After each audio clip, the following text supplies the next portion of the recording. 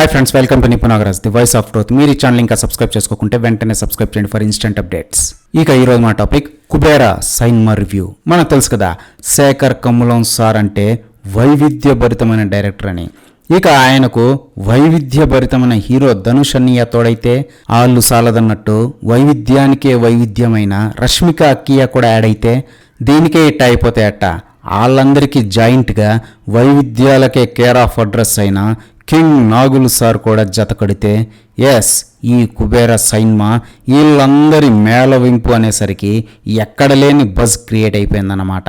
ఇక లేట్ చేయకుండా అర్జెంటుగా సైన్మా విశేషాల్లోకి వెళ్తే, ఇది రెగ్యులర్ కమర్షియల్ ఫార్ములాటిక్ సైన్మా కాదు అని ట్రైలర్ చూస్తేనే అర్థమైంది. ఇక సైన్మా కూడా అదే ఎక్స్పెక్టేషన్స్ మీద సాగుతుంది.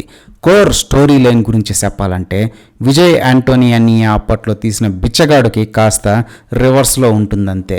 అంటే అందులో మిలీనియర్ అయ్యుండి బిచ్చం ఎత్తుకుంటే ఇక్కడ బిచ్చగాడు అయ్యుండి మిలీనియర్ అవుతాడనమాట. కాకపోతే ఇది స్టోరీ లైన్ కంటే కూడా స్క్రీన్ ప్లే మీద నడిచే సైన్మా. ఈ సైన్మా ఆద్యంతం ఒక ఫ్లోలో శేఖర్ కమ్ముల సార్ రాసుకున్న స్క్రీన్ ప్లే మీద వెళ్తూ ఉంటుంది. దానికి తగ్గట్టే క్యారెక్టరైజేషన్స్ కూడా రాసుకున్నాడు. ప్రతి క్యారెక్టర్ కూడా స్టోరీ ఫ్లోకి తగ్గట్టే బిహేవ్ చేస్తూ ఉంటుంది. ఇక స్క్రీన్ ప్లే తర్వాత అంత వెయిటేజ్ మాటలకు మాత్రమే ఉందన్నమాట. ఈ కూడా శేఖర్ కమ్ముల సారే రాసుకొని పూడ్చాడనమాట. అంటే ఇది out and out Shekhar Kammula sir cinema అనమాట. ఇక సైన్మా టోటల్గా కమర్షియల్ కాదు, అట్టాగని లెక్చర్స్ కూడా ఏమీ పెద్దగా ఉండవు. ఒక సోషల్ ఇష్యూకి ఒక బెగ్గర్ని ట్యాగ్ చేసి ఇక కథలోకి అందరినీ లాగుతాడు డైరెక్టర్ సాబ్. ఇక ఎవరి పాత్రల్లో వాళ్ళు దూరేసి డైరెక్టర్ సాబ్ చెప్పినట్టు ఆడుతూ ఉంటారు.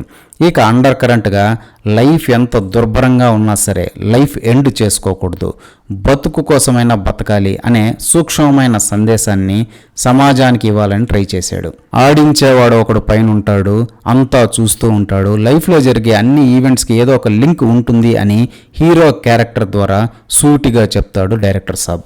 ఇక ఆర్టిస్టుల పెర్ఫార్మెన్సెస్ విషయానికి వస్తే, హీరో ధనుష్ అన్నయ్య గురించి తెలిసిందే కదా, బురదలో దొరలాలి అని డైరెక్టర్ చెప్పేలోపే బురదలో దూకేసి దొరలేసుంటాడు.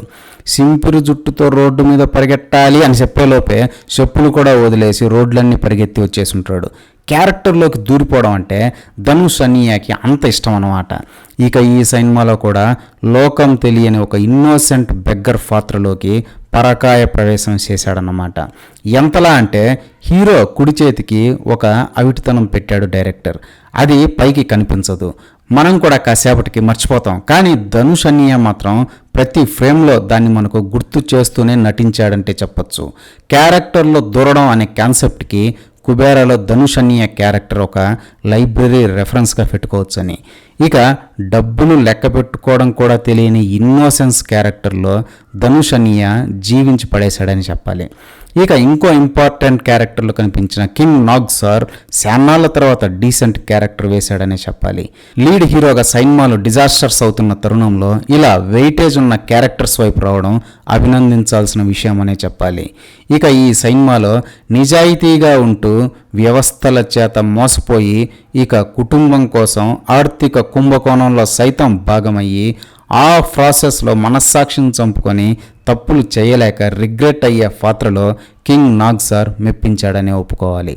ఇక హీరోయిన్ కానీ హీరోయిన్ అయినా రష్మిక అక్కయ్య విషయానికి వస్తే, అదేంటి ఈమె హీరోయిన్ కాదా అంటారా? హీరో చేత అక్క అమ్మ అని పిలిపించుకుంటూ ఉంటే హీరోయిన్ ఎట్టా అవుద్ది స్వామి, అందుకే జస్ట్ లీడ్ యాక్టర్ అంతే. ఇక రష్మిక అక్కయ్య కూడా ధనుష్ అన్నయ్యతో పాటు పోటీ పడి కుప్పతొట్లలో చెత్త కుప్పల్లో సైతం ఏమాత్రం షై ఫీల్ అవ్వకుండా దొర్లి ఫేకాడేసిందనమాట. ఇక మిగతా తారాగణం అంతా స్టోరీకి తగ్గట్టు ఎంత కావాలో ఎప్పుడు కావాలో వచ్చి ఇచ్చి పడేసే పాత్రలు.